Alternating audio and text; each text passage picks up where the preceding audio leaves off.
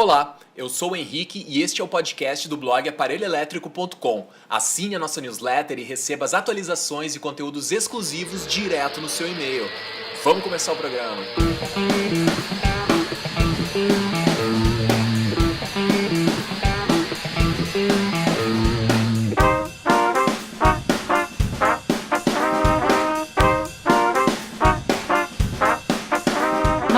Respostas, procurar perguntas. Uma pergunta vai te levar a muito mais lugares do que uma resposta.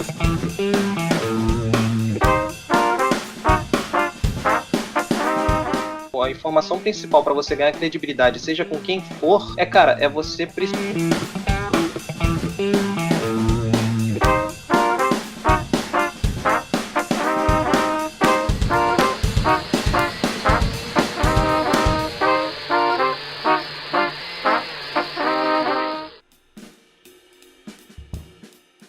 Então tá, pessoal, começando o episódio de número 15 do podcast do Aparelho Elétrico. Para começar esse papo, você tem que conhecer o Freelancer Fullfolio. É um tema premium para o WordPress, que traz todas as características necessárias para deixar seu site mais atraente aos olhos de prospects, clientes e parceiros de negócios. Confere lá www.freelancerfullfolio.com ou clica no link aqui na descrição do post. E participando do episódio de hoje está a designer Dani Lima. Tudo bom, Dani? Tudo bom, Henrique? Olá, pessoal, tudo bem? Com a gente aqui também, Thalita Lefer. Tudo certo, Tatá? Tamo, né? Bom, assim é uma palavra muito forte, mas tá tudo legal. Com a gente aqui também, Vini Campos. Fala, menino Vini. E aí, rapaz, como é que você tá? Tudo bem. E também aqui com a gente o queridão, o Vavá, que também é conhecido como Walter Mitos, com 2 T's. Tudo bom, Valtinho? Putz, cara. Putz, faz comigo não. E aí, galera? Beleza? Oi, e oi, né? Porque tem 4 aí hoje. E a pauta de hoje é como ser um profissional relevante sem exagerar no currículo. Já vamos lá, mas antes, deixa eu só falar uma coisinha. Previously on Aparelho Elétrico. Mas antes, vamos a alguns comentários que rolaram sobre o podcast anterior. No podcast anterior, falamos sobre o impacto do isolamento na vida do freelancer. Antes, nossos podcasts demoravam algum tempo para chegar em 1000 audições, assim, demorava cerca de 2 semanas. Esse foi logo na primeira semana, já foi a 1000, assim, então deu para sacar que muita gente se identifica com essa situação, né? E teve um comentário lá do Álvaro Souza. O Álvaro comentou o seguinte: nossa, vocês lidaram com um tema que estou lidando exatamente nessa semana. Sou freelancer e nômade digital. Atualmente moro em Barcelona, mas cheguei aqui há cerca de 1 mês, ou seja, não conheço ninguém. Sou do tipo que para produzir bem preciso de pessoas ao meu redor. Minha namorada trabalha durante a madrugada e dorme durante o dia, então querendo ou não estou sempre, entre aspas, sozinho. Venho fazendo muitas das coisas que vocês falaram aqui. Tenho um blog e também um canal no YouTube. Ser nômade acaba trazendo um isolamento natural, pois estar sempre mudando acaba não deixando você criar laços. E aí, Vinão, tu que também é nômade, cara, como é que é isso pra lidar com o isolamento em viagens? Cara, eu até cheguei a comentar com ele, né? Hoje tem várias ferramentas que você pode usar pra encontrar e conhecer pessoas, né? Você pode usar o Tinder, né? A esposa tá lá trabalhando, vai pro Tinder. Olha, sugestão do Vini. É sério, Vini, isso?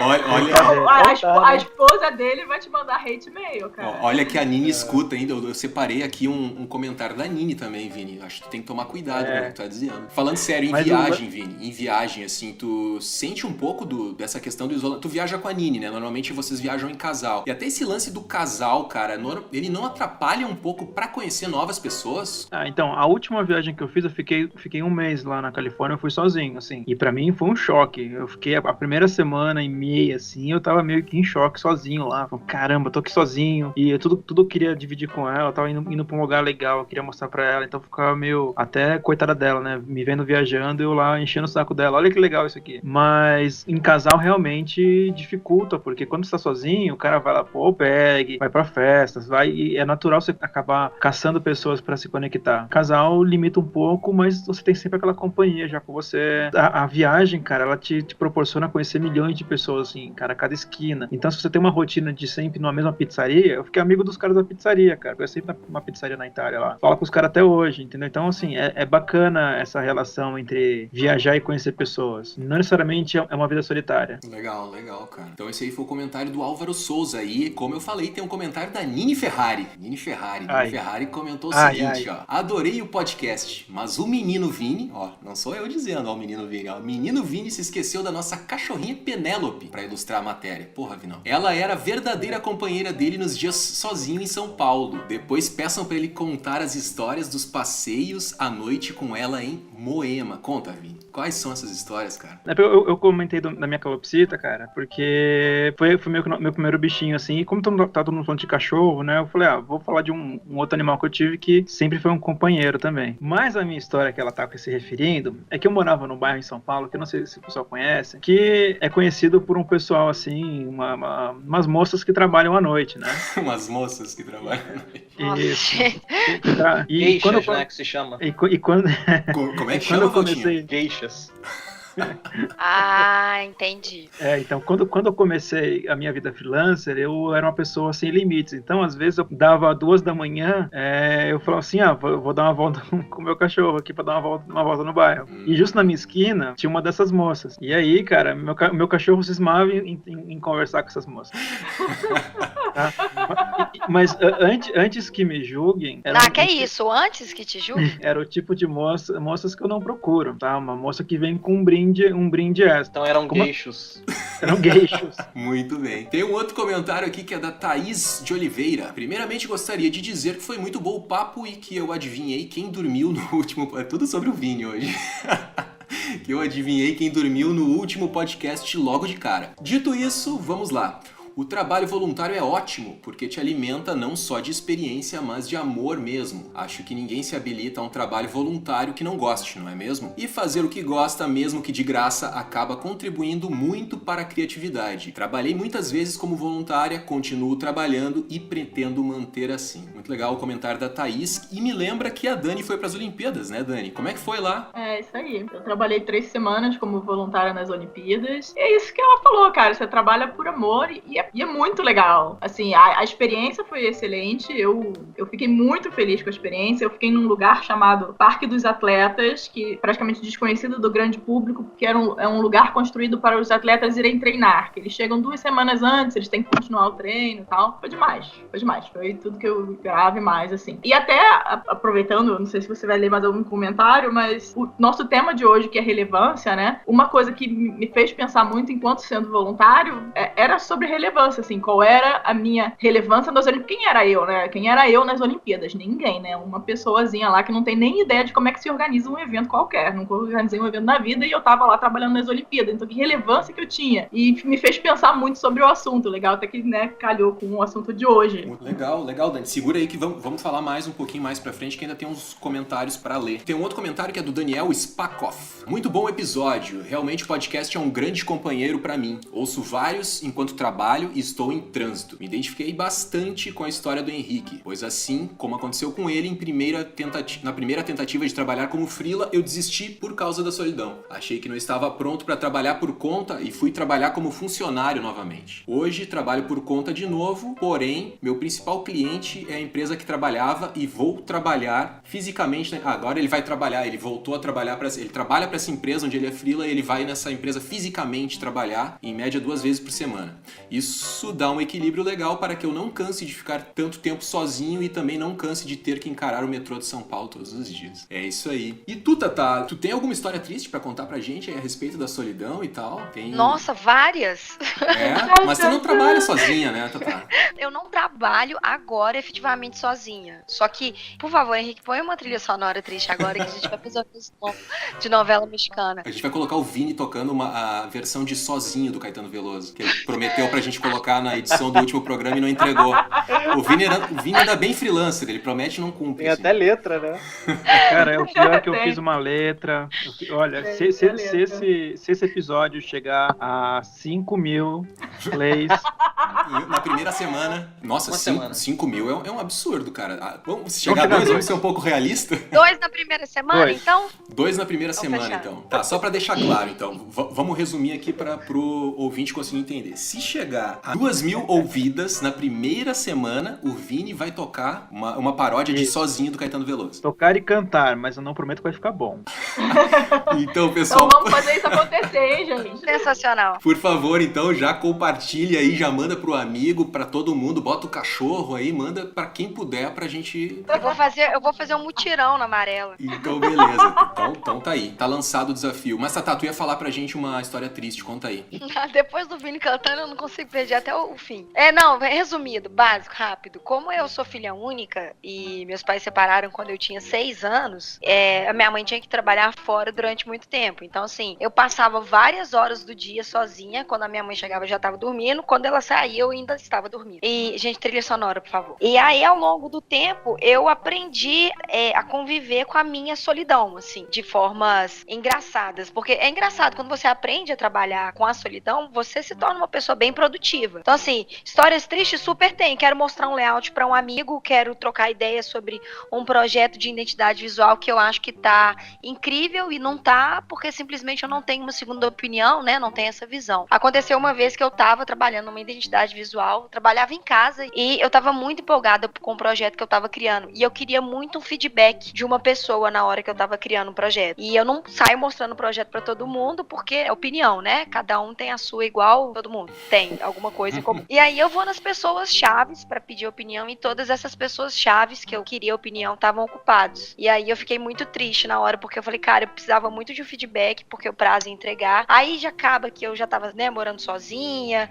Falei, meu Deus, não consigo compartilhar nada com ninguém, nananã. Aí o pessoal me deu a resposta um dia depois, eu já tinha apresentado pro cliente, aí já tinha reprovado já. Mas assim, eu gosto dessa troca de experiência, sabe? Pra projetos. Eu acho que não é a crítica por crítica quando você tá compartilhando. É realmente o pessoal querer construir, sabe? Melhorar. Nossa, trabalhar sozinho realmente é bem complicado. E pelo que eu vi nos comentários do pessoal, assim, muita gente na primeira tentativa, assim como teve essa história aqui que o Daniel Spakoff falou, que ele se identificou com a minha história, eu vi que tem bastante gente que passa por isso, assim, de repente na primeira tentativa de virar freelancer, a gente ignora essa questão do isolamento, de ficar sozinho, em casa, trabalhando, e eu acho que quando tu é muito jovem, de repente tu não sabe lidar muito bem com isso. Fica o alerta aí pra galera que de repente tá tentando, quer se lançar, ainda não é, ou tá planejando virar freelancer, refletir um pouco sobre essa questão de como que tu vai te comportar estando sozinho, né? É porque ser freelancer não envolve só você trabalhar com horários flexíveis, né? Você, de qualquer maneira, vai ter que trabalhar. Cabe você saber se você precisa realmente. É isso que o menino falou. Você conhece o seu processo criativo? Se você só cria com pessoas, então, de vez de você ser um freelancer e ir sozinho para sua casa, você pode procurar um co-work, né? Aquilo que a gente conversou. Mas entender o seu processo criativo para ver se você trabalha bem sozinho. Hoje em dia eu trabalho bem sozinho. Eu prefiro trabalhar com pessoas por causa do feedback. Mas é porque eu entendi também o meu processo criativo, né? Aí eu acho que vai muito de cada um isso. É isso aí. Pra finalizar os comentários aqui, vou mandar um abraço pro Gessilei Gênero e o História Costa, que estão ouvindo a gente lá da Angola. Olha só, lida com isso, internet. Eita! Tem gente lá na Angola. Que maneiro. E também um abraço pra Tati Hart, que também, de vez em quando, ela publica uns textos dela lá no Aparelho Elétrico. E ela lembrou a gente que pra se livrar do mal lá de ser sugado da timeline, né? Ser sugado pela timeline do Facebook lá, vale a pena a gente usar o Messenger.com, né? Que tu consegue acessar ali o Messenger do Facebook sem entrar em contato com a timeline e todas as outras coisas que o Facebook oferece. E Vini, eu vi que tu também trocou uma ideia com o Robson Neves lá, né? Falando do Franz, um Messenger que engloba tudo. Ele engloba o Messenger do Facebook, engloba o WhatsApp e mais alguns outros comunicadores ali, né? Como é que é isso, cara? Isso salvou a minha vida, assim, cara. Porque esse lance de você ter que ficar acessando o e-mail, o seu WhatsApp, Messenger, o WhatsApp Web, sabe? Misturando tudo, pra mim era terrível. E como eu sou uma pessoa que eu fico bem conectado o tempo todo. Eu não deveria. Isso faz parte de um problema que eu tenho que resolver. Mas eu me conecto e fico falando com as pessoas. O Henrique me atrapalha o dia inteiro perguntando coisas, falando comigo. Digo mesmo. Olha, se tiver uma lista aqui sobre o que atrapalha minha produtividade, o Henrique tá lá no topo. O pior é que às vezes eu mando mensagem pra ele e ele, tipo... É pra ele e pro Walter, né? São, acho que, os dois mais que eu converso, assim. E eu vejo que às vezes o Vini só visualiza e não responde. Pá, filho da puta, né, cara? O cara não respondeu. Mas ok, acontece, né? Faz parte, né? Mas fala um pouco do Franz aí, cara. Então, o Franz, assim, ele divide em abas as suas redes sociais, né? Então ele tem o Slack, tem o Messenger, o WhatsApp, Telegram, Skype, o WeChat. Cara, é muita coisa, sabe? Tem o Hangouts, ele tem o Gmail também. Cara, é bem bacana. Tem várias funções. Tem até o ICQ, né? Tem o ICQ, cara, tem o LinkedIn. Cara, ICQ, pra quem lembra o númerozinho, tem o ICQ. Cara, eu vivo isso aqui, cara. Eu sei até hoje meu login e senha, cara. Também sei, cara. Então, assim, é bem bacana. E agrega tudo, é gratuito. Pra acessar é só acessar o Meet Franz. Franz é franz.com e divirtam-se. Beleza, então. Dito isso, terminamos os comentários e vamos pro assunto de hoje. Toca uma bateria aí, Vini. Tá bom? Perfeito. Eu quero muito o Vini tocando.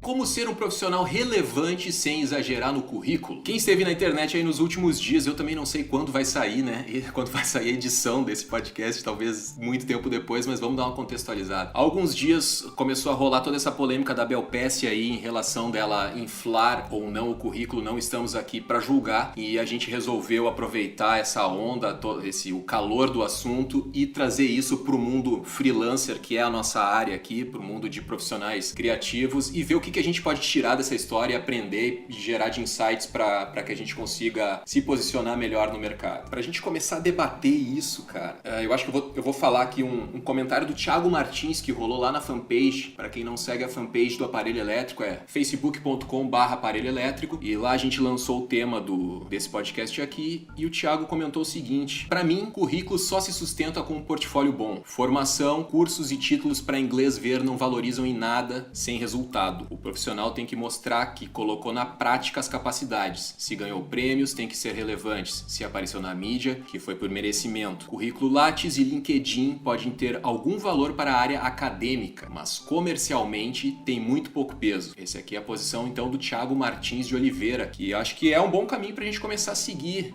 Vou começar esse papo com o Valtinho aí, o Vavá. O que tu acha, Valtinho, aí? O que a gente pode fazer para ter mais credibilidade sem forçar a barra, meu velho? Eu vou começar comentando em cima desse comentário do Thiago, não é isso?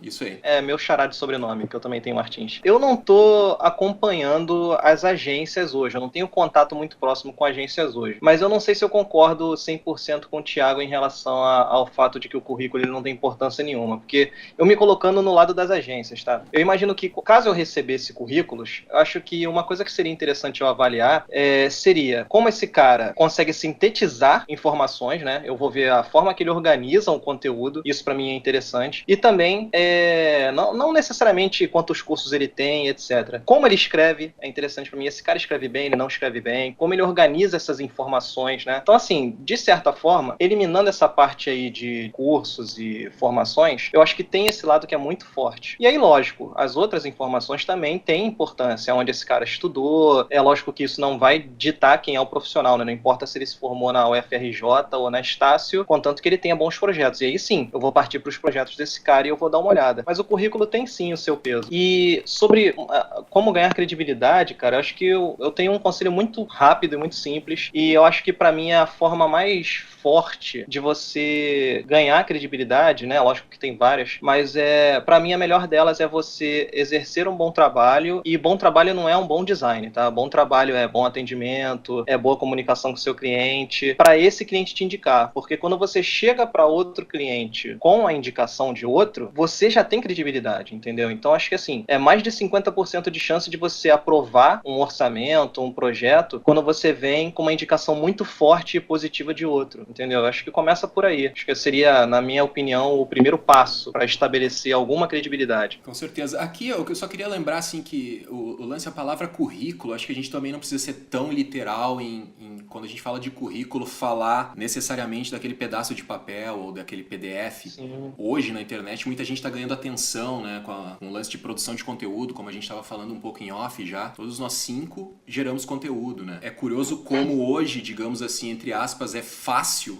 conquistar uma certa a atenção do público, né? E isso exige uma certa responsabilidade, né, da pessoa. E eu acho que hoje em dia é muito fácil ver pessoas gerando um conteúdo que não necessariamente agrega a outras pessoas, né? Eu acho que um alerta que fica, assim, é para quem... Como é que eu posso falar isso? Para quem gera conteúdo, ter uma responsabilidade e se perguntar se aquele conteúdo realmente vai trazer satisfação para quem tá consumindo ele, vai realmente gerar alguma transformação positiva na vida daquela pessoa, né? Pra gente também não ficar só gerando coisas que prometem e não cumprem, né? Sim, porque eu acho que quando a gente tá falando do termo de relevância, a principal pergunta é relevante pra quem? Ninguém é relevante sozinho. Você é relevante pra alguém, por algum motivo, né? É isso que você tá falando, né? Então, esse quem é o quem, né? Quem é essa pessoa? Você realmente tá agregando alguma coisa? Você tá entregando alguma coisa interessante? É isso, né? Tocando nesse ponto que a Dani falou, é muito interessante mesmo, porque, por exemplo, eu tenho um blog, eu me comunico com designers, né? Então, de certa forma, nesses 2 anos que eu tô aí,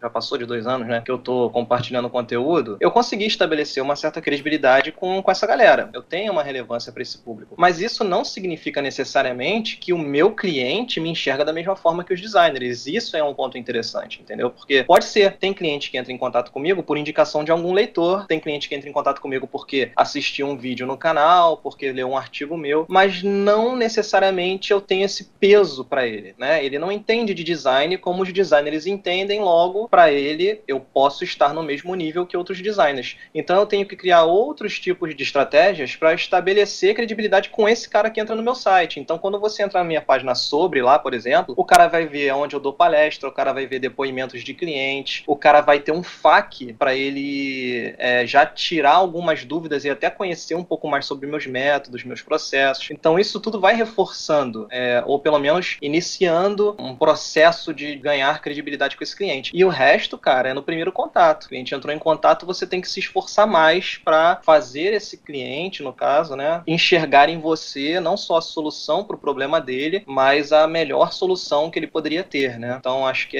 o principal objetivo é esse, você saber com quem você está estabelecendo essa credibilidade, né? É isso que tu falou, é uma coisa muito interessante, né? Porque tu gera conteúdo no aparelho elétrico também, a gente acaba gerando conteúdo para pessoas que são da mesma profissão que a gente, né? Mas isso te gera autoridade perante a teus clientes, porque se tu tem seguidores dentro do teu nicho, pessoas que prestam atenção em ti, é porque tu é diferenciado dos demais, né?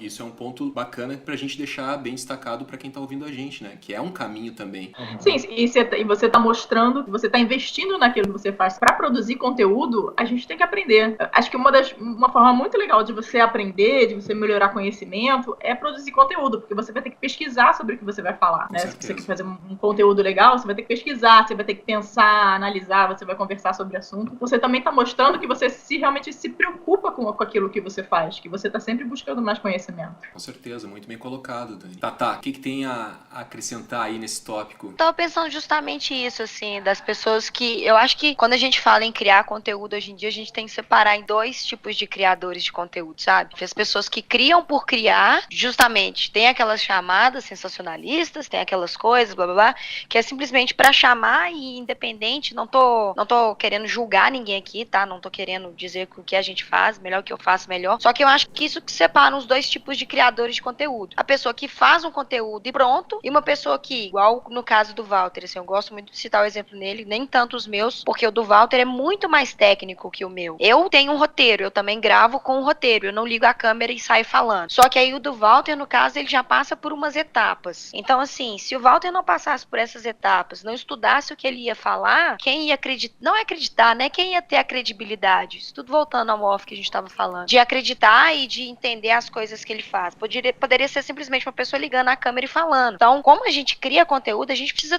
manter atualizado sempre, estudar sempre acima de qualquer coisa. E a gente vai ganhando notoriedade no assunto, né? E essas coisas vão melhorando e desenvolvendo para todo mundo. Perfeito. Obrigado aí. Não adianta a gente hoje abrir a tela e simplesmente falar por falar. Tem gente que faz isso e tem gente que tem a sua audiência para isso. Só que eu acho que as pessoas que realmente importam em criar um certo tipo de conteúdo têm que estudar sobre isso. Porque senão o que adianta, sabe? Eu vou ser mais um falando sobre mais alguma coisa que eu não vou chegar a lugar nenhum. Eu acho que essas coisas têm que ser realmente comentadas, sabe? Eu não vejo as pessoas comentando. É muito perigoso esse caminho, né? Porque exatamente. Você se torna autoridade aos olhos das pessoas e aos olhos dos leigos naquele determinado assunto. Você pode ser a única referência que aquela pessoa tem. E se você tá falando algo que você não tem o mínimo de propriedade pra falar, você não precisa dominar o assunto, né? Você tem que conhecer. Eu, quando gravo um vídeo, quando escrevo um artigo, não é mentira. Eu fico com 5, 10 livros aqui do meu lado. Na verdade, todos eles estão aqui do meu lado agora. Então, vira e mexe, eu vou trocando, eu vou alternando. E dependendo do texto que eu estiver escrevendo, eu vou pegando livro,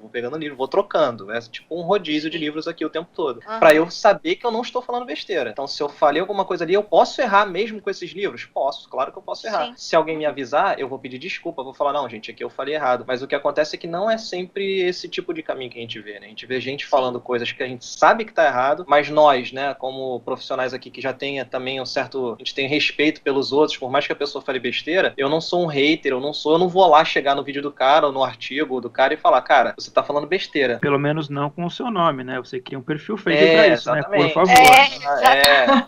Exatamente. Eu vejo que tem uma galera que ela se encarinha, digamos assim, usando esse termo, ela se encarinha por aquela pessoa e o que aquela pessoa faz vira de uma certa maneira regra. Ah não, o fulano de tal lançou um vídeo, então, beleza, se ele me disse isso, eu concordo com ele, eu tenho uma certa afinidade com ele, a pessoa toma aquilo ali com uma certa regra, é a lei absoluta. E eu acho que, não sei se vocês concordam comigo, que eu acho que tem que desconfia sempre, até do teu ídolo, tá? O cara falou isso, beleza, show de bola, vai lá e pesquisa um pouquinho mais por tua conta, pra validar aquele conhecimento. Será que é verdade o que ele falou? Não é uma desconfiança negativa, mas algo que é melhor pra ti, pra agregar mais aquele conteúdo e fixar mais. Ele falou isso, vamos ver o que é. Porra, mas aí daqui a pouco tu vai lá, faz essa pesquisa e pode até voltar no vídeo lá e comentar, questiona o cara. No vídeo, ou no post, ou em qualquer lugar. Por isso que eu adoro lá no aparelho elétrico, a galera volta e, mas eu faço assim, eu faço assado. E desenvolve esse assunto junto com o cara. É até melhor do que tomar aquilo como uma verdade absoluta, né? Fazer com que aquele conteúdo ele cresça junto à comunidade que é criada, né?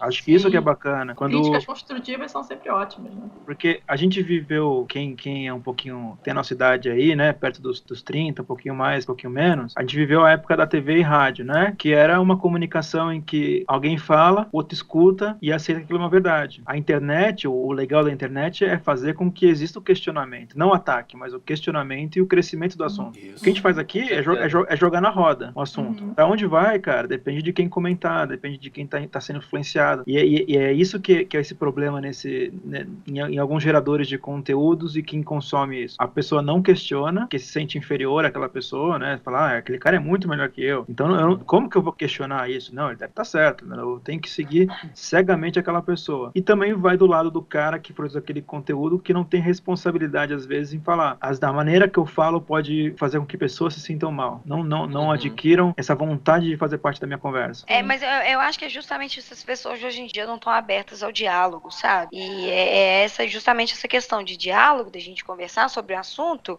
Não é que a pessoa tem que deixar de ser autoridade. Eu acho que a gente tem que tomar muito cuidado na hora que a gente pensa e fala sobre isso. Não é que porque tem só uma pessoa falando que ela vai ser autoridade absoluta. Só o que acontece? Só uma pessoa fala, ninguém está aberto ao diálogo para questionar as coisas que essa pessoa está falando, que essa pessoa está fazendo, e ela acaba sendo uma pessoa autoridade no assunto por não ter uma pessoa que questione. E aí quando aparece uma pessoa que questiona, é uma pessoa já brigando. Já é uma pessoa, mas você tá falando isso, blá, blá. E as pessoas não estão abertas ao diálogo. E peraí, sabe? Até onde que a gente tem que entender também que o problema não tá na forma que as pessoas estão passando o conteúdo, mas na forma que as pessoas hoje em dia estão tendo esse tipo de diálogo, sabe? Vocês conhecem um cara chamado Pirula? Algum de vocês Conheço, conhece? super. Adoro Pirula. Então, Adoro o Pirula também. pra mim é um dos caras que melhor se posiciona, cara, em relação às suas próprias opiniões. Ele martela todo dia, o cara é biólogo e o cara fala sobre ciência, o cara fala sobre política, o cara fala sobre tudo. E ele deixa bem claro, né? Isso aqui é minha opinião, cara. Você não precisa acreditar no que eu tô falando. Todo vídeo dele ele faz questão de dizer. Aí embaixo na descrição do vídeo tem algumas referências pra você ler. Então o cara indica livros, cara, ele indica artigos pra você ver e criar sua própria opinião. Isso eu acho um posicionamento bacana. Não importa se você gosta do Pirula ou não. É lógico que tem gente que endeusa ele, mas ao mesmo tempo ele tem uma opinião muito forte, né? Ele deixa bem claro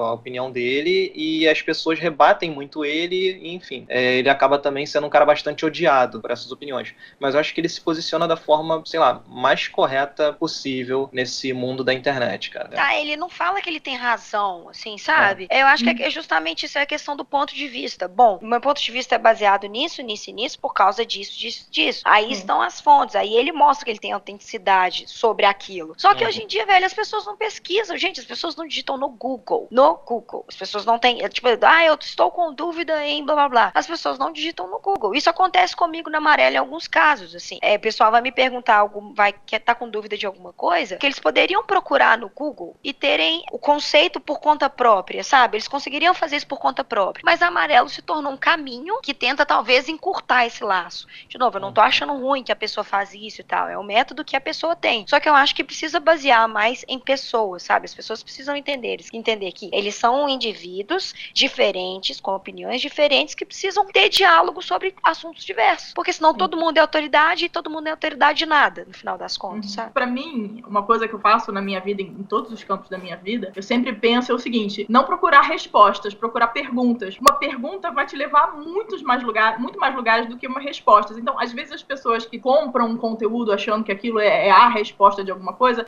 as pessoas estão procurando uma resposta. É até natural na vida a gente procurar resposta. Mas eu acho legal lembrar, e legal que vocês citaram o Pirula, porque isso é uma coisa muito do princípio científico, assim. É muito mais interessante você buscar perguntas do que buscar respostas. Porque quando você faz as perguntas certas, você acha as respostas muito mais interessantes. Muito bem colocado. E é buscar por conta própria, né, Dani? Não é sair perguntando, né? Exato. Buscar perguntas, eu quero dizer, tipo assim, quando você busca uma pergunta, automaticamente depois você vai querer a resposta pra ela. Você não precisa perguntar pra alguém, você vai pesquisar, né? Você vai descobrir, você vai experimentar, vai procurar, eu recebo perguntas por e-mail. Não é assim, a pessoa não me chama no chat, nada. Perguntas do tipo, qual o atalho pra converter o texto em curvas no Illustrator? Assim, cara, ele poderia escrever exatamente o mesmo texto no Google. Exatamente, esse ponto. Mas sabe o que acontece? Isso aconteceu essa semana, um caso parecido comigo. O cara veio trocar uma ideia e ele falou assim, eu quero me posicionar como uma autoridade em marketing digital. Ele falou assim, tu conhece algum site que eu possa colocar o meu portfólio? Tipo assim, o cara quer ser autoridade em marketing digital e ele vem perguntar pra mim qual que é o site que eu recomendaria ele colocar o portfólio dele. Tipo, já tá meio errada essa comunicação, né? Porque se ele quer ser uma autoridade em marketing digital, no mínimo, que ele tem que encontrar essa saída sozinho, né? Só que eu acho que o que acontece, ele veio conversar, ele queria ter um motivo pra conversar comigo, assim como esse leitor da Tatá, o cara que assiste os vídeos, queria conversar com ela. Ele perguntou uma coisa que ele poderia perguntar pro Google, mas ele quis perguntar pra ela porque ele quis fazer o contato com ela, assim como foi com o Walter também. Eu acho que é bem isso mesmo. Acho que é igual aquela conversa de elevador, né? Choveu hoje, né? Acho que eles não sabem como chegar em você, então eles pegam a pergunta mais simples que podem chegar para chegar no Walter, né? Então eles vão, eu quero muito falar com essa pessoa, então manda o que pode ser vem na cabeça. Inconsciente também, cara. Pode ser inconsciente, concordo. Mas eu acho que isso é um resultado da massividade de informações não relevantes que estão sendo passadas na internet. Elas estão criando pessoas preguiçosas. É lógico que a pessoa que é preguiçosa, ela tem sua culpa, né? Ninguém mandou ser preguiçoso. Mas a gente também está sendo servido de pessoas que estão alimentando isso, né? A internet está cheia disso. E assim, até é bom levantar, já falei isso em outro podcast, falei talvez em 2, uma coisa que é importante deixar claro aqui, nenhum de nós 5 aqui, a gente não tá aqui para dizer para você uma verdade que você precisa seguir, né? Cara, é aquilo que a Dani falou. A gente vai emitir as nossas opiniões, cada um tem suas opiniões sobre determinados assuntos, né? E, cara, você tem que ter a sua. A sua opinião não tem que ser igual a minha, não tem que ser igual a do Vini. Pode ser, mas ela não precisa ser, entendeu? Não é só porque a gente tá aqui que nós somos melhores do que ninguém. E isso é importante ficar claro no geral, cara. Não é só... A gente não tá aqui pra explicar, a gente tá aqui pra confundir. Exatamente. Só pra fechar isso, assim, que eu acho que é uma coisa legal, além da pessoa vir, pelo menos é o que eu sinto pra puxar papo, eu acho que casa muito disso que o Walter falou da preguiça. Não, é uma preguiça, né? Podemos chamar isso de preguiça.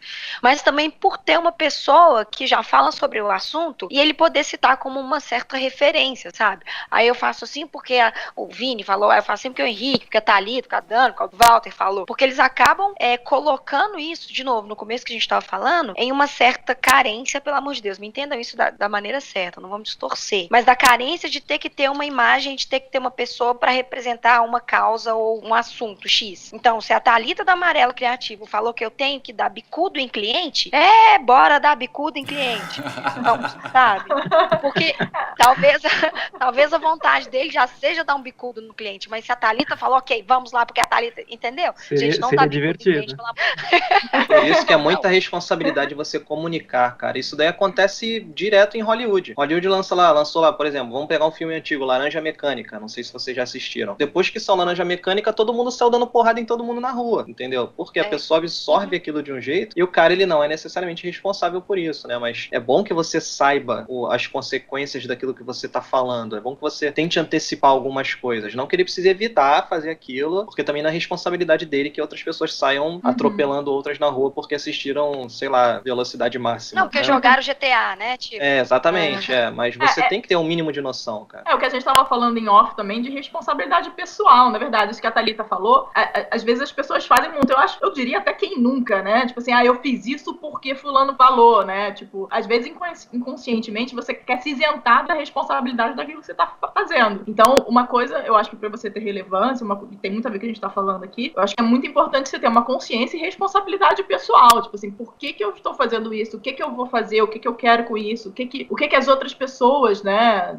No que vai influenciar as outras pessoas isso que eu tô fazendo. Não adianta dizer eu fiz porque a Thalita, eu dei bicuda no cliente porque a Thalita falou, porque, cara, não foi a Thalita que deu, cara, foi você fez essa escolha. Por que você fez isso? Então, vai lá, pergunta pra si mesmo, por que eu tô fazendo isso? O que eu quero? É, isso aí, tem que se questionar, né? O que não dá pra perder é a vontade de aprender sempre. Então, pega aquele vídeo, pega esse podcast aqui, depois que terminou de ouvir, escuta outra coisa, vai atrás, valida essa informação que a gente passou aqui e não tomar tudo que a gente diz como verdade absoluta, né? Acho que basicamente é isso. Eu tô com medo de que a gente fique muito falando de gerar conteúdo e a gente deixe de atender o ouvinte que não gera conteúdo, né? Como é que ele vai fazer pra se posicionar o cara que não gera conteúdo? Então... Se a gente puder voltar a falar de currículo, o primeiro comentário lá... Pode ser, Dani? Fica à vontade.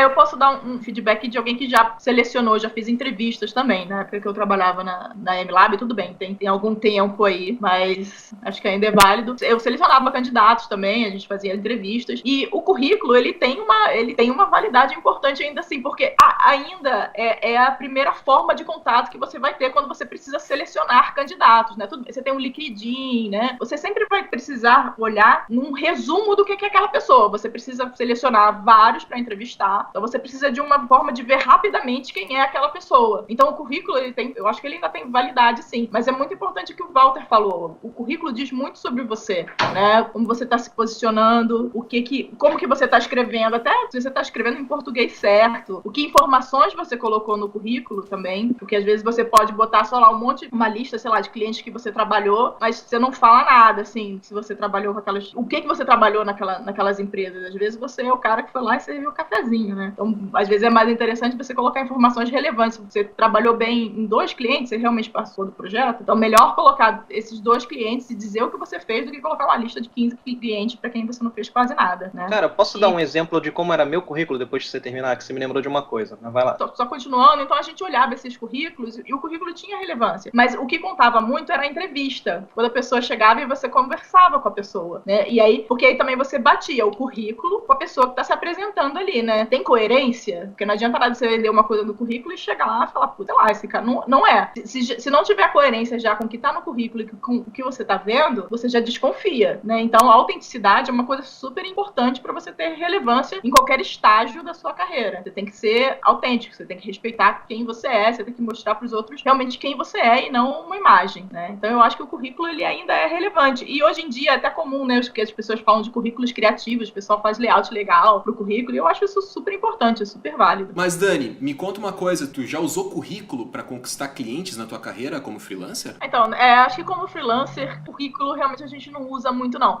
Até hoje, na verdade, o que tem no meu site, por exemplo, eu tenho uma área de sobre, que é meio uma redação, digamos assim, sobre o meu currículo, onde eu conto diversas coisas que estariam no meu currículo, tipo clientes que eu já trabalhei, as empresas que eu trabalhei, eu vou falando tudo isso, mas eu vou contando como se fosse uma história e também para a pessoa entender como é que eu cheguei nesse momento freelancer e como é que eu cheguei também nesse momento de me dedicar ao design de marcas. Então, acho que até o meu sobre é meio que uma versão redação do meu currículo. Eu acho que como freelancer, eu não sei, realmente nenhum cliente nunca me pediu um currículo, mas a minha parte sobre do meu site é uma das páginas mais acessadas do meu site.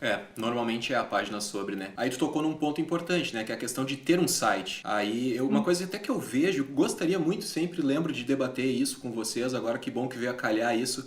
Eu vejo muita gente, como tem muito designer, né, acessando o aparelho elétrico e a gente acaba interagindo todo dia, eu vejo que muitos deles não têm um site próprio e tem um Behance. Aproveitando para perguntar assim, o Behance substitui o site? Eu particularmente acredito que não. Eu acho que o teu... Eu concordo. Né, eu acho que o teu site é um local mais apropriado para tu tem mais espaço para explorar todas as tuas qualidades no teu site próprio. O Behance, ele é uma outra plataforma, ao meu ver, já lancei a pergunta e eu mesmo já tô respondendo, né? Mas assim, já passo a palavra para vocês. Na minha opinião, o Behance, ele tem esse outro propósito, assim, para tu conquistar autoridade. Por exemplo, o Walter é um cara que tem bastante autoridade no Behance, tem uma galera seguindo ele. Acho que isso é importante também. Não que não vá surgir oportunidades de clientes lá. Imagino que até pode vir a surgir, mas na minha cabeça o propósito ali é outro. É um relacionamento com pessoas do teu próprio nicho. No meu caso, o Behance ele foi essencial para eu ganhar a relevância aí que me deram hoje. Tudo começou no Behance. Tanto é que tem leitor hoje do blog que fala para mim, eu te acompanho desde a época do Behance. E para mim é uma surpresa quando eu recebo um comentário desse. Mas com certeza absoluta, o Behance ele não substitui um site pessoal. Porque o Behance ele é uma coisa muito informal, né? É apenas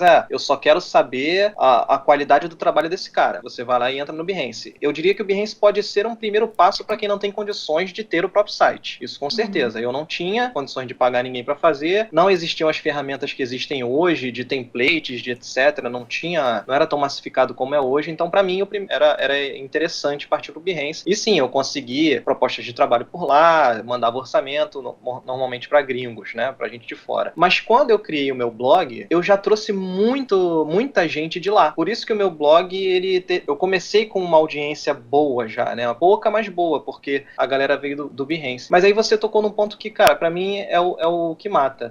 A informação principal pra você ganhar credibilidade, seja com quem for, você precisa estar visível. Só isso. E hoje, a internet é a janela pro mundo, né? O Behance é um caminho, mas o seu site é você abrir a sua casa pra pessoa te visitar. É tipo isso. E ali você está verdadeiramente visível pra todo mundo e você tem espaço pra falar tudo, pra botar o seu currículo, como a Dani faz, pra falar sobre o seu portfólio, enfim, pra falar sobre suas palestras, suas entrevistas, pra mostrar pro mundo pontos a seu favor que te ajudem a estabelecer a credibilidade que você quer, seja pra quem for, né? O site é o melhor caminho. O Behance é o playground dos outros, né? Assim, é legal você ir brincar no playground dos outros, é necessário, né? Você encontra pessoas e tal, mas é legal você ter o seu próprio canto também, né? Onde você pode fazer o que você quiser. Eu concordo com o Henrique, concordo com você, eu acho que é essencial a pessoa ter o próprio site, não dá agora programa para ter, mesmo que seja um site simples, com um tema gratuito de WordPress, essas coisas a gente vai melhorando com o tempo. Né, ter um site. E assim, as coisas a gente faz com o tempo, gente, nada se constrói assim, de uma hora para outra, né? Você faz um pouquinho, você faz um simples, depois você melhora, você vê que você precisa mais, você vai melhorando, mas acho muito importante ter um site, mas acho também muito importante ter o perfil do Behance. Eu também já recebi alguns contatos de trabalho por causa do Behance, mas eu acho que realmente são propósitos diferentes. Eu acho que o Behance é importante, mas a gente não pode esquecer que quem está ouvindo a gente também tem programador ouvindo a gente, por exemplo, e o programador não vai ter um Behance, né? Eu acho que para quem é da área de programação tem lá o GitHub, algo desse tipo, o GitHub, né? Então, eu acho que cada um tem que descobrir no seu nicho alguma rede social onde o seu nicho se encontra e ir lá trocar figurinhas, saber o que está acontecendo, o que as pessoas estão fazendo e acabar divulgando seu trabalho para criar relevância e ver e se manter atualizado, né? Eu acho que isso é uma coisa muito importante para quem quer ter credibilidade hoje no mercado, é a questão de se manter atualizado, né? Tata, o que tu faz para se manter atualizada? Tem um segredo para isso, uma receita aí? Eu acho que segredo não, assim, mas eu acho que para você se manter sempre atualizado, você não pode parar de estudar, sabe? E estudar no melhor sentido da palavra, procurar referência, conversar com o pessoal para montar um portfólio legal. Cada um se identifica melhor hoje em dia com esse tanto de rede social que tá criando. Eu já tô perdida já, tem umas que eu não sei, parece que criaram umas novas, mas eu acho que vale a pena se manter sempre atualizado, sabe? Eu gosto muito de trabalhar com logo pounds quando eu vou criar marca. Então eu passo lá, dou uma pesquisada, depois eu dou pesquisada em outro lugar.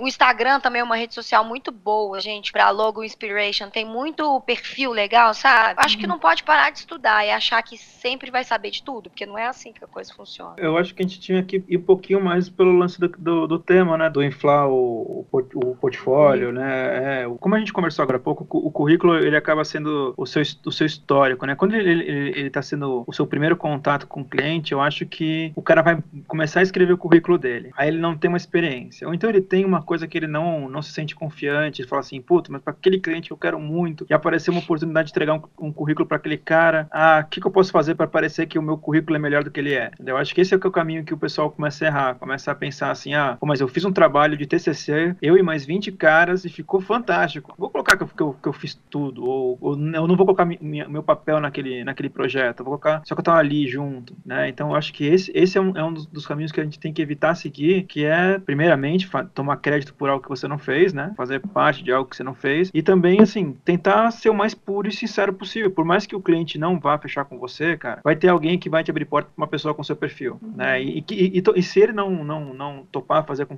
o currículo que você tem, talvez não seja a hora de você pegar esse cliente. Talvez você não esteja pronto o suficiente. Não precisa inventar uma grande história para parecer que você merece aquele trabalho. E às vezes você talvez não mereça mesmo. Eu tenho uma história que talvez ajude nisso. Quando eu tava na faculdade, eu tinha um amigo que trabalhava ou estagiava, não me lembro, na Rede Globo. Surgiu uma vaga lá e ele me convidou para fazer uma entrevista lá. E eu me lembro isso como um dos maiores micos que eu paguei na minha carreira, porque eu fui fazer a entrevista e, assim, pensando hoje, eu vejo que eu tinha capacidade de ser estagiária na Rede Globo. Mas na época eu não tinha portfólio, eu fiquei muito agitada com aquela oportunidade, né, tal. E então eu reuni tudo que eu tinha feito e levei pro cara ver. Só que tudo que eu tinha feito não valia a pena ver, entendeu? Tinha muita coisa lá que, cara, não valia. Eu não devia ter mostrado pra ele. Eu devia ter parado, pensado e mostrar, não, eu vou mostrar isso aqui, só isso aqui, porque isso aqui é que é legal, né? Então eu mostrei tudo que eu tinha feito. O cara ficou meio assim, tinha umas coisas que não valiam a pena mesmo. Óbvio que não deu em nada a entrevista. E depois eu fui tomar conta e falei, cara, que mico, que pior. E pior que eu conheço, o cara que me entrevistou hoje, eu conheço ele até hoje, tá? Conheço a esposa dele e tal.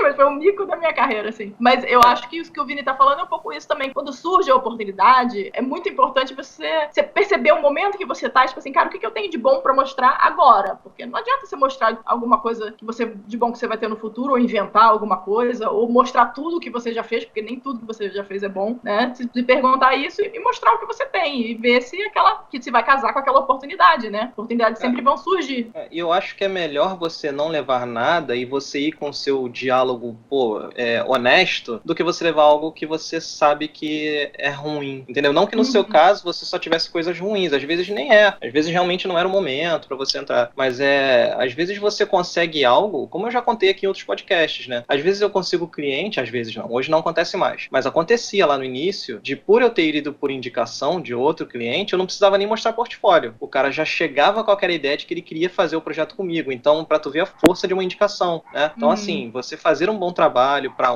ele vai te abrir portas pra outro, né? E essa coisa de inflar currículo, só falando aquela curiosidade que eu acabei não falando do meu currículo, quando eu terminei a minha faculdade, eu me formei na Estácio, né? Na época, a Estácio era uma faculdade que tava com a credibilidade baixa, né? Porque tinha acabado de ser aprovado uma pessoa que era cega e fez a prova e passou, e tinha aquela fama de pagou, passou, né? Realmente tinha. E eu não botava no meu currículo, eu omitia, não tinha lá formação Estácio de Sá, só botava lá formação, programação visual, identidade, era como é que é? Desenho industrial, programação visual. Era o que tinha no meu currículo. E 2 vezes eu já fui contratado por pessoas supondo por alguma razão que eu era da PUC. E quando levantaram isso pra mim, mas você é da PUC, né, Walter? Não sou da PUC não. Mas não tá PUC no seu currículo? Não tá PUC, não tem faculdade nenhuma. Aí a pessoa ia lá, olhou e, cara, realmente, você não botou. E a gente achando que você era da PUC por causa do portfólio. Olha que curioso, né? Pra tu ver como é que existe também o preconceito e você tem que estar ligado nisso também, né? Total. É sim, porque podia ter virado uma confusão, né? Imagina, chegando agora. Não, mas eu me garantia. Na PUC, que mentira, né? Eu me garantia no fato de que eu realmente não tinha colocado nada, né? Então, assim, olha isso, se você quiser, confere. Na verdade, nem foi assim, não foi uma coisa tão óbvia e rápida. Foi assim, num papo informal, depois de meses no lugar, a pessoa falou, mas o Walter é da PUC, né? Não. Aí o outro cismou que era, o outro não é, e, enfim, confirmaram que não tinha esse dado lá no currículo. Agora tu tocou num ponto bem importante, Walter, essa questão da faculdade, cara. Eu acho que na última semana eu recebi 3 mensagens de pessoas me perguntando perguntando se era importante ter uma faculdade hoje em dia. Claro que eu entendo que tem profissões que os caras são freelancer que tu precisa ter a faculdade para tu poder exercer a profissão, né? Acho que arquiteto, né? Tu não vai, né, fazer a planta de uma casa se tu é um autodidata, né? Acho que por aí daí não tem escapatória, né? Mas se tu estivesse começando hoje em dia, Walter, tu faria faculdade de novo ou tu aprenderia as coisas por conta? Cara, eu não sei dizer o que eu faria hoje, né? Mas eu não me arrependo de nada, nenhum dos caminhos que eu tracei, porque eu tenho certeza que não foi a faculdade sozinha que fez o profissional que eu sou hoje. Mas com certeza, cara, foi ela quem me abriu os olhos. Eu, quando entrei na faculdade de design, na verdade, eu não fazia ideia do que era design. Não era tão falado como é hoje. No início dos anos 2000, o design era um termo que você quase não ouvia. Mas a faculdade, cara, ela me deu o direcionamento que eu precisava ter. A ordem de informações, né, dos conteúdos que eu aprendi, eles foram importantes. A troca de ideia com professores e com alunos, ela foi muito importante. As referências que a faculdade dá, as palestras que a faculdade te apresenta para você assistir, os eventos, enfim, é um somatório de coisas que só favorecem. É claro que quem não quer estudar vai sair dali do mesmo jeito que entrou. Eu não era um estudioso na faculdade, mas no final da faculdade eu estava tão interessado naquilo que eu comecei a despertar o interesse por estudo, de fato, de me aprofundar. E quando eu digo estudo, não é só assistir vídeo, ler artigo, cara, é comer livro, é ler livro o máximo que você puder, porque quando você lê um livro, eu acho que você tem mais facilidade para buscar a sua própria interpretação daquilo que você está lendo. Quando você assiste um vídeo, talvez você se baseie muito na opinião do cara, entendeu? Eu acho que o livro, ele te ajuda nesse sentido, e a faculdade te indica vários livros, né? Então, assim, faculdade para quem pode é um ótimo caminho, é um facilitador e não um dificultador. Concordo plenamente. Eu comecei, na verdade, fazendo publicidade e propaganda, e larguei publicidade e propaganda e fui pro design gráfico. E quando eu fui pro design, assim, me abriu os olhos a muitas questões que eu sozinha, porque eu não sou uma pessoa tão estudiosa ao ponto de ir atrás, de sentar, de ler, até porque eu tenho um déficit de atenção maravilhoso. Faculdade, eu acho uma oportunidade muito legal, porque a faculdade, ela meio que funcionou como um laboratório, gente. Você, estudando sozinho, interessante ser autodidata, legal, mas quando você entra na faculdade, vou falar especificamente da faculdade de design, foi o que eu fiz, você vai ter várias matérias, coisas que talvez você não estude no mercado e que podem te acrescentar. Então, eu tive matéria de diagramação, análise de texto na faculdade. Eu nunca trabalhei com diagramação de texto, mas foram coisas que me complementaram como profissional. Então, a faculdade, ela é um laboratório. Você pode chegar na faculdade e experimentar o que você quiser, das matérias que você quiser escolher. E não necessariamente aquilo vai virar o que você vai fazer como profissional, mas sempre vai te enriquecer, gente. Conhecimento sempre enriquece, né? Então, eu acho que quem pode, eu acho que faculdade, eu acho que vale a pena. E quando a gente não tem faculdade... Da profissão que não tem faculdade? Eu não concluí a faculdade. Eu comecei que nem a Tatá, fiz publicidade, e aí depois apareceu o curso de design. Pra mim aquilo assim, foi, caramba, é o que eu sempre quis fazer, é tudo que eu faço, que não existia. Uhum.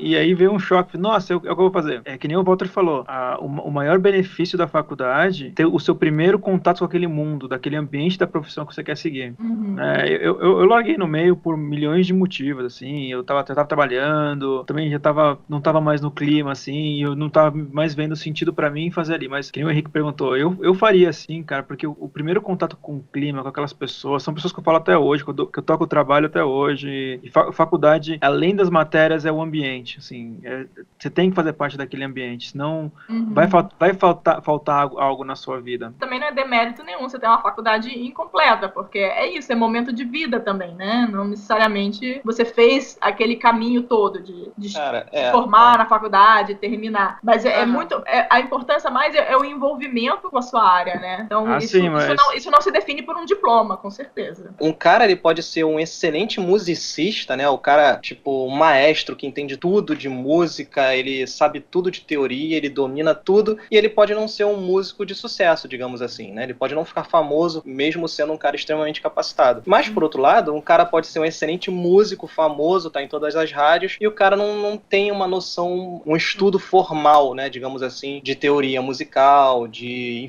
partituras. Mas o cara, com certeza, para ele chegar naquele ponto ali, alguma coisa, em algum momento, ele teve que se dedicar muito a estudo. Mesmo que ele não tenha tido a faculdade ali, né? A formação direta, mas ele pegou livro, ele estudou canto, estudou instrumento, ele se dedicou muito a alguma coisa. E com certeza não foi isoladamente a uma ferramenta, né? O cara, para ser um grande músico, ele não vai aprender só como fazer notas no violão. Tem que aprender outras coisas, tem que estudar. Só pra falar a questão de faculdade incompleta, eu cursei, cara, propaganda, uns 5 semestres mais ou menos, e não concluí a faculdade de propaganda. Daí eu acabei indo morar em Florianópolis, e em Florianópolis eu decidi fazer um curso à distância, que isso era 2006, cara. E curso à distância em 2006 era uma coisa assim, o cara não gosta de estudar, que coisa de preguiçoso. E eu acabei me formando em tecnólogo de web design e programação, pela Unisul, Olha só. lá de Santa Catarina. E todo mundo falava, tu vai largar a faculdade de propaganda e tal. E eu, na verdade, já tinha iniciado a faculdade querendo fazer jornalismo. Eu logo no primeiro semestre, jornalismo não é pra mim, eu não gosto de escrever. Eu vou pra publicidade e propaganda. Hoje eu tenho um blog e escrevo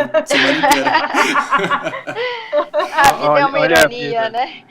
É bizarro, né? E aí o pessoal fala, tu largou a faculdade depois de 5 semestres, só que assim, é mais ou menos aquilo que o Walter falou. Eu utilizo esse conhecimento desses 5 semestres que eu cursei. Isso eu ainda utilizo. Eu utilizo muita coisa que eu aprendi na faculdade de propaganda. Sem contar os amigos que eu fiz na faculdade. Eu acho que a faculdade ela é muito cara. Eu acho que tem que pensar muito. Se tu não consegue fazer uma faculdade federal, então tem que pensar muito, porque é um dinheiro, eu nem sei quanto é que tá hoje, mas na minha época era o preço de um carro popular, mais ou menos. Eu fiz faculdade particular, né? E aí com essa grana, cara, tu pode fazer, sei lá, um intercâmbio, tu pode fazer outras experiências. Vale a pena tu pensar o que é legal. Esse negócio que a gente colocou até agora, todo mundo concordou no mesmo ponto, é que a faculdade é acho que é uma atmosfera. A atmosfera, sabe? Eu tô tentando trazer a palavra certa, mas não consigo. Mas é esse ambiente mesmo de criatividade, de pessoas. Eu me lembro que quando eu entrei na faculdade, foi um negócio assim meio louco, assim, porque eu vi muita gente com as mesmas afinidades no mesmo espaço. E era a primeira vez na vida que eu vi aquilo. Pessoas que gostavam. Isso é muito bom, né? Nossa, cara, muito foi legal. um choque, Isso é muito velho. legal. É que o pessoal ele se acostumou agora a esses haters, né? A faculdade ganhou um grande hater, né, cara? Que o pessoal fala, não, você não precisa de faculdade. Sim, você não precisa do documento da faculdade, mas vai te fazer um designer melhor em alguns setores. Não usa a palavra designer, usa um profissional, velho. Um profissional, é verdade. Olha o policial aqui. Um profissional de design.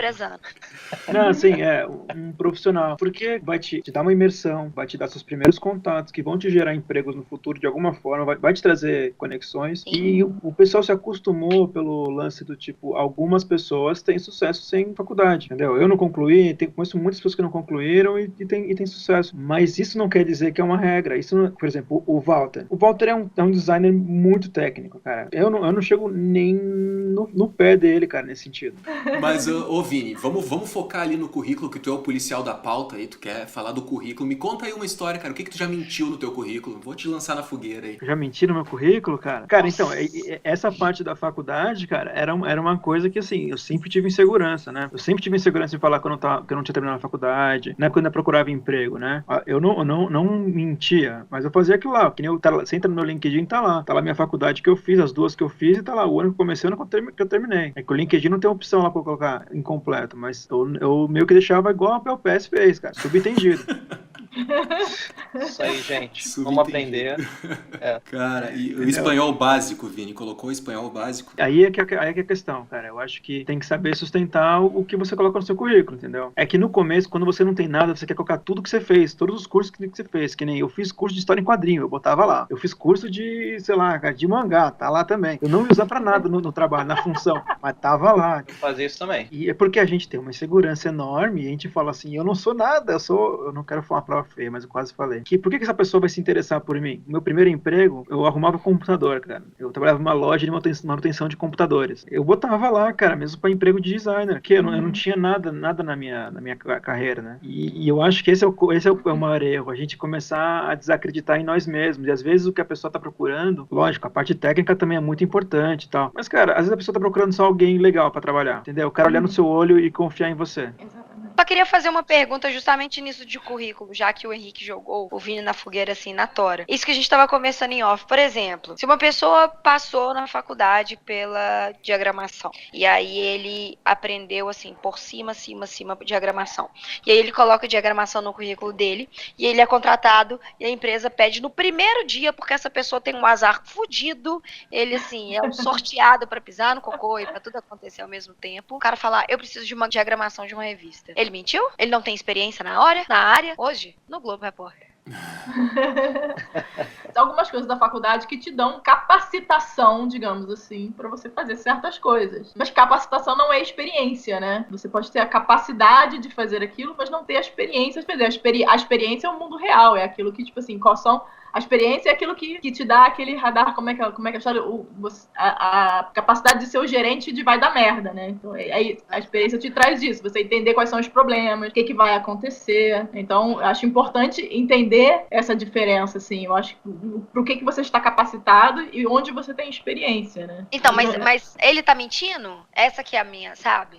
Pois é, eu acho que se ele botar experiência, eu acho que é mentira. Porque experiência, pra mim, quer dizer que você teve a experiência em fazer aquilo de fato, no mundo real. Faculdade é muito importante, as coisas que você aprende lá fazem sentido, mas ela não é o mundo real. Você provavelmente não mandou pra gráfica a revista que você fez na faculdade. Enquanto você não lidou com o cara da gráfica de mau humor, falando assim, ou você me entrega hoje, ou não vai sair, você não tem experiência. 90% dos meus empregos, porque eu trabalhei pouco em agência e trabalhei muito pouco tempo em cada uma delas. A maioria dos empregos, o que me garantiu foi o meu projeto final de faculdade, que foi um projeto de diagramação, que por acaso eu só consegui também porque ele acabou se tornando um projeto real, né? Foi um projeto voluntário, eu já contei aqui pra vocês. Foi aquele projeto voluntário pro INES, uma instituição de surdos. Eles, inclusive, também acharam que eu era da PUC na época, depois ficou tudo claro. Com esse projeto, como eu tinha um vínculo tão emocional, tão forte com esse projeto de diagramação pra uma faculdade, cara, eu carrego ele até hoje. É lógico que eu não apresento hoje pra um cliente e tal, mas durante muito tempo, muitos anos depois, eu carregava ele comigo.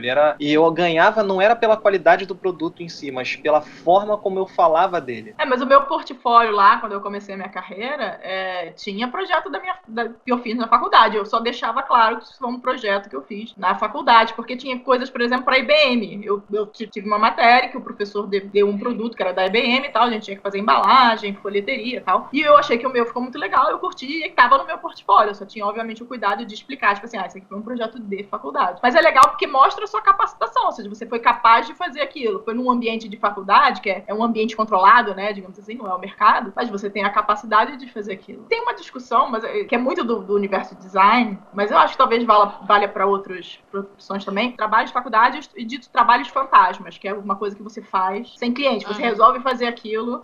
Eu outro dia vi um cara do Behance que fez o redesign das embalagens da Pilão, foi super legal. Mas qual é a validade de você ter isso no portfólio? O Henrique falou o GitHub. O GitHub entre os programadores é uma coisa que tem uma relevância muito legal, porque o cara pode chegar, sei lá, fazer eu não sei como é que eles chamam, fazer um aplicativo, fazer ou um módulo, ou alguma coisa e jogar lá, criar alguma coisa, um script, e jogar lá pra quem quiser pegar, botar aberto pra quem quiser pegar. E isso dá uma relevância pro cara, tipo assim, não é um negócio pro mercado, é um negócio que ele fez porque quis, mas mostra que ele é capaz de fazer aquilo e mostra também que ele tá envolvido com aquele mercado. Então eu acho que assim, eu acho que não tem necessidade de você inflar o que você é, você tem que ser de verdade o que você é. Se você é capaz de entregar uma coisa legal pro mundo, entrega o que você é capaz de entregar pro mundo. Não precisa ficar inventando que você pode entregar outra coisa. E aceitar, né?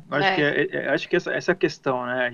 Todo o pessoal ele tem essa insegurança porque não aceita que às vezes você não é pra... Cara, vou contar uma história que aconteceu comigo essa semana. Um site de freelancers, que é o TopTal, eles são considerados que eles têm 3% dos melhores designers do mundo, sei lá, uma coisa assim. Tava aplicando pra eles, tal, né? Paga em dólar, é uma beleza, vamos lá, tentar.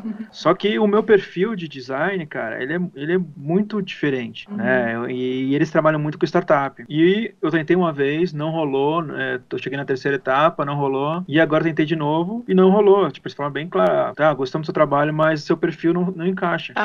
Fiquei chateado, passou algumas horas, sigo a vida, entendeu? Não, às vezes você não se adequa àquele cliente, você não se adequa àquele trabalho. A gente, às vezes, tem que entender que o nosso trabalho, qualquer que seja a sua função, seja escritor, tradutor, o que for, você vai ter uma adequação com algum tipo de cliente, alguma afinidade, que vai te trazer cliente para aquele caminho. Isso é muito importante. Tu tocou num ponto que também dá pra dar um exemplo aqui. Você falou que eu sou muito técnico, né, e que meu design é muito técnico, realmente. E os clientes que gostam do meu trabalho são ou seja, os clientes com os quais eu ganho certa credibilidade, são os clientes que gostam desse tipo de design, né? Eles acham que esse é o tipo de design que vai resolver o problema deles. Mas, ao mesmo tempo, existem outros alguns perfis de clientes, de prospects, né, como o Henrique falou, que eles querem uma coisa mais artística, mais elaborada, mais, sei lá, mais livre.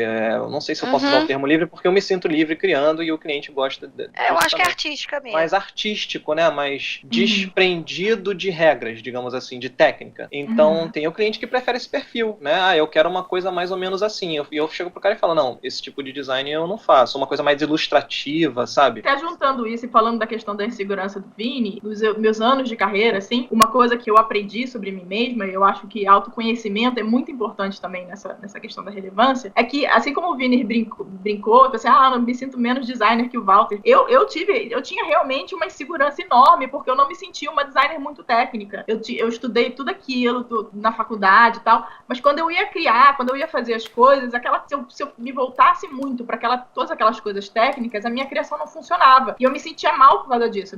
Eu achava que era uma designer mais fraca por causa disso. Até o dia que eu me toquei em como eu era boa em pegar briefing e conversar com o cliente, que eu tinha uma intuição muito forte e que aquela intuição guiava muito a minha criação, e que eu tinha um ponto forte que era pegar briefing e entender o que o cliente estava precisando. E aí eu me dei conta, falei, cara, não é que eu não sou menos designer porque eu sou menos técnica. Eu entendo toda a parte técnica, mas o meu ponto forte é a minha intuição. Então é esse o meu caminho, né? Então, assim, eu não precisava dizendo que, tipo assim, eu era insegura por causa disso. Mas eu não preciso dizer que eu sou super técnica quando eu não sou. Eu tenho que descobrir qual é o meu superpoder. O meu era a intuição. Né? Eu acho que nesse caso é justamente isso, assim. O Walter é uma pessoa mais técnica, é uma pessoa que vai por essa linha, ele já tem os seus preceitos pra essa linha e tal. Eu sou muito igual a você, Dani. Eu tenho intuição pra conversar, talvez seja, não sei, tá? Não vamos delimitar, mas seja alguma coisa mais feminina, que tem mais intuição, mas vai pra um lado ali de conversar e tal. E eu gosto de uma coisa muito mais artística, sabe? Eu gosto de uma coisa mais trabalhada, mais desenhada. E é justamente, eu pensei por um momento que eu ia me menosprezar por causa disso, sabe? Então será que eu tô me menosprezando porque eu não sou tão técnica? Aí eu entendi que não, que eu era artística. Mas enfim, também isso é outra pauta. Beleza, eu acho que a gente explorou bastante vários temas. Eu tava na expectativa mesmo de fazer um podcast um pouco mais voltado pro background. Acho que a gente fez um mesh, né? A gente fez uma meiuca, meio a meio. Ficou 50-50 aí, um pouco falando do background, um pouco mais do currículo. Acho que vai ser legal pra galera. Então é o seguinte, já estamos nos encaminhando para o final do programa, e antes das considerações finais, eu vou te lembrar você aí, querido ouvinte, de ir lá conhecer o Freelancer Full Folio. O Freelancer Full Folio é um tema premium para WordPress que traz todas as características necessárias para deixar seu site mais atraente aos olhos de prospects, clientes e parceiros de negócios. Confere lá www.freelancerfullfolio.com ou clica no link aqui na descrição do post, beleza? Então tá, pessoal, acho que era isso. Vou passar agora a palavra para cada um, para quem quiser amarrar um pouco mais o tema, quiser deixar os seus recadinhos do coração e seus links pro pessoal seguir. Vou começar com a Tatá. Tatá, tem evento que tá se aproximando, né, Tatá? Se já quiser dar um toque, fica à vontade aí. Nossa, tô ficando louca de cansaço, porque vai ficar muito legal. Dia 5 e 6 de novembro, aqui em Belo Horizonte, a gente vai comemorar o Dia do Design, assim, em grande estilo, digamos. Vai ser um evento, justamente, de novo, voltando que a gente estava conversando em off. A gente não quer trabalhar simplesmente um evento por fazer um evento. A gente quer criar conexões. Então, o evento chama The Creative Thinker, que é criando conexões para gerar resultados. E a gente vai abordar umas palestras em vários temas de grafite, comunicação, publicidade, design. Tudo, assim, de uma maneira mais ampla e geral, e tentando passar sempre mostrando esse lado criativo. Quem quiser saber mais informações, acessa lá o thecreativethinker.com.br, que a gente vai estar com um time de palestrantes legal, vai vir Adobe, vai vir Neluzak, enfim. Corre lá, acessa, saber mais informações. Se tiver alguma dúvida, dá um grito na gente lá no Amarelo, beleza? Show de bola, muito obrigado, Tatá. Eu que agradeço. Dani? Legal. Você sabe como é que é, né, Henrique? Eu adoro um TED Talk, eu sempre falo assim, aqui de um TED Talk, né? E aí, quando você me falou da pauta de relevância, eu falei, cara, relevância. Aí eu fui procurar um TED Talk de alguém falando sobre relevância, e eu achei um cara muito interessante, que ele meio que pesquisou sobre isso e quebrou em quatro aspectos que ele descobriu, de como é que você pode ser relevante, né? E aí, esses 4 aspectos são autenticidade, empatia, empatia, maestria e ação. Então, e eu achei muito interessante que a gente falou um pouco disso, né? Eu acho que a primeira coisa, se você quer ser relevante em qualquer coisa que você quiser na sua profissão, seja lá qual for, primeiro você tem que ser autêntico, você tem que ser verdadeiro. É, assim, inquestionável. A segunda é a maestria. A maestria porque em inglês é mastery. Não sei se a tradução é exatamente maestria, mas é você saber do que você está falando, né? Então você tem que estudar, você tem que buscar, você tem que pesquisar, você tem que estar sempre disposto a aprender, né? E eu achei interessante ele colocar empatia, porque empatia é a conexão com o outro, né? Aquilo que a gente falou no começo, você não é relevante sozinho, você é sempre relevante para alguém. Então como é que você, no que você vai estar ajudando, né? Como é que você vai estar ajudando alguém? E no final, ação, porque ninguém é relevante se não age. Você pode ter 1000 ideias, você pode pensar um monte de coisa, se você não agir sobre o assunto, ou seja, trocando em miúdos, se você está começando a carreira, se você não faz seu currículo, não monta um portfólio, não conversa com as pessoas, não lê, não vai atrás, você não agir, não adianta nada, tá? E eu achei... E uma coisa que ele falou também que eu achei muito legal, que ele fala o seguinte, que você tem que ser mais interessado do que interessante. Você tem que ser... Isso de estar interessado é de ouvir o outro, né? Se você vai numa empresa fazer uma entrevista, ou se você vai num cliente, prospectar o cliente, tem que pesquisar sobre aquele cliente, você tem que saber com quem que você está falando, né? Então você se mostrar mais interessado do que achar que você tem que ser interessante, que era o que o Vini estava falando, que às vezes a gente acha que o nosso currículo é pouco. Tipo, puxa, quem sou eu? Não sou ninguém. Mas é muito mais importante você estar interessado do que ser interessante. Depois eu te passo o link desse TED Talk, se alguém quiser. Show de bola, vou colocar na descrição do post aqui, pessoal. E aí, se alguém quiser ir lá visitar o meu site, danilima.com.br, tá o meu portfólio, tá lá a minha página de sobre, se alguém tiver curiosidade de ler. Em breve o meu site vai estar rodando Freelancer Full Folio. Olha só, isso não tá combinado, hein? Isso não tá combinado. Não tá combinado, não tá combinado. O Henrique não me pagou, pelo contrário, eu que paguei o Henrique por usar. Mas em breve, eu tô até falando assim, porque é uma parada meio compromisso, cara. Eu tenho que conseguir resolver, colocar o site no ar. Se quiserem me encontrar no Facebook, é Dani Lima Designer. No Instagram, também Dani Lima Designer. E no Twitter, Dani Lima. Falou, gente. Muito legal. Valtinho, o Vavá?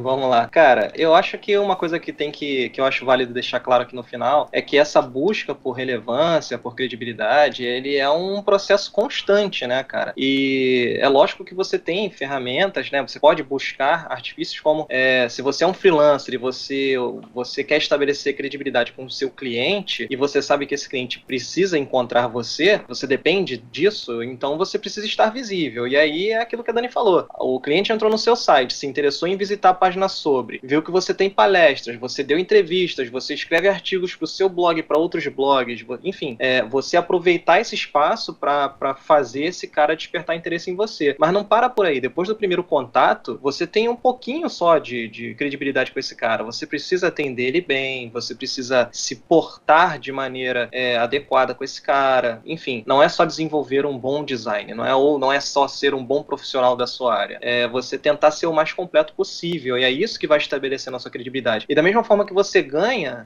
no outro dia, se você esquece isso e deixa de agir, você perde. Então, é um esforço constante, né? E também deixar claro aí o meu site para quem quiser visitar, waltermatos.com, Walter com W e Matos com 2 T's.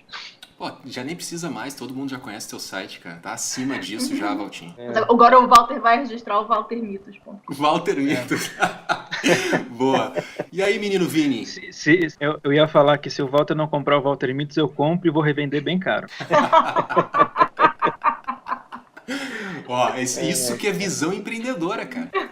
Ó, assim que a gente conhece as pessoas, né? Mas e aí, Vinão, quer dar um recadinho final aí, amarrar melhor o assunto, fica à vontade. O que liga todos os freelancers, independente do caminho que escolha, eu acho que é o tédio. Acho que nós somos profissionais que temos um certo tédio em fazer tudo do mesmo jeito, pro mesmo cliente o tempo todo. Como designer, pra mim, a coisa mais legal que eu tive na minha vida é que isso desde quando eu comecei, assim, no meu primeiro emprego como designer, eu fiz um site de um lugar que fazia jardins. Aí depois eu tava fazendo um site de um lugar que vendia bomba de piscina. Aí depois eu tava fazendo um site de uma marmoraria, sabe? Marmoraria. Cara, e eu vou aprendendo o tempo todo sobre um monte de coisas que eu não conhecia. Eu acho isso demais, assim. E eu acho que isso que envolve também essa nossa insegurança em crescer, em ter uma relevância, né? É você escolher um meio que você gosta e você participar daquela comunidade, que nem eu trabalho muito com música. Eu fiz muito assim, muito contato com músicos, sabe? sabe, eu trabalhei bastante nesse meio para ter os clientes que eu tenho hoje. Então você tá envolvido envolve muito mais do que só a sua capacidade técnica. Então o que mais importa no seu currículo é quem você é, não só ali o que tá escrito. E é isso. Bom. Cara, e deixar algum link aí, não? Quando é que vem o projeto do Vinão? Vinão Blogão, blogucho do Vinão, quando é que vem? Se atingir 5 mil numa semana... Não pode transferir a tua responsabilidade pros outros, Vini. Não pode fazer isso, cara. Não, tá pra sair coisa legal, tá pra sair legal. Eu tô indo viajar agora pra Ásia, no dia 26 de setembro, não sei quando vai sair o podcast. Arrogante do caralho. Arrogante, cara. Você tem que ver o valor dos aluguéis lá. Arrogante.com.br, tá, gente? Acessa lá. Vou mandar foto só dos piores momentos pra vocês. A minha caganeira na Índia. Nossa senhora. Então, vamos encerrar. Acabou, vocês vão poder, quem quiser acessar aí, pode ver no meu blog com a minha esposa, o APF de Samuel. E no Estúdio Lhama lá também pode dar uma olhadinha lá nos trabalhos ali. Beleza. E é isso. Beleza, rapaziada. Belo papo. E esse então foi o episódio de número 15 do podcast do Aparelho Elétrico. Espero que o papo aqui tenha rendido bons insights pra você refletir sobre como você anda se apresentando ao mercado. E lembrando que a gente continua esse papo nos comentários do post lá no blog do Aparelho Elétrico. Comenta lá e vamos levar esse assunto adiante. Escreve lá também uma sugestão de tópico que você gostaria que a gente abordasse aqui no programa. E por favor, se você gostou desse podcast, curta e compartilhe o post nas suas redes sociais. Isso ajuda o Aparelho Elétrico a continuar publicando mais conteúdo relevante e gratuito para todo mundo que trabalha como freelancer. Feito! Então era o Wilson, um abraço e até mais!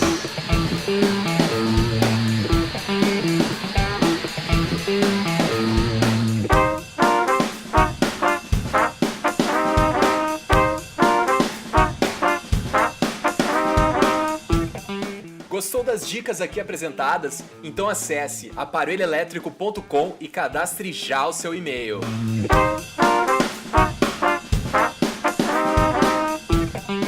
www.aparelhoelétrico.com